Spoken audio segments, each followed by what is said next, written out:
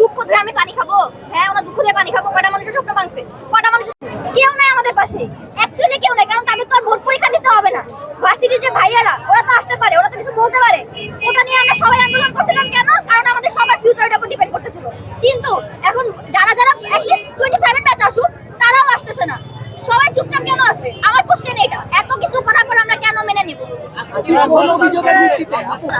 আপনি সবকিছু কি করেন, অবজার্ভ করেন। আপনি একটু মিডিয়াতে তাকিয়ে কথা বলেন। আপনি সবকিছু অবজার্ভ করেন, সবকিছু মিলে আপনি বলেন উনি সুস্থ মস্তিষ্কের মানুষ কিনা, উনি স্টেবল কিনা, আপনি এটা বলেন। ওরা দুঃখ ধরে আমি পানি খাবো? হ্যাঁ, ওরা দুঃখ দিয়ে পানি খাবো। কটা মানুষের স্বপ্ন ভাঙছে, কটা মানুষের স্বপ্ন ভাঙছে।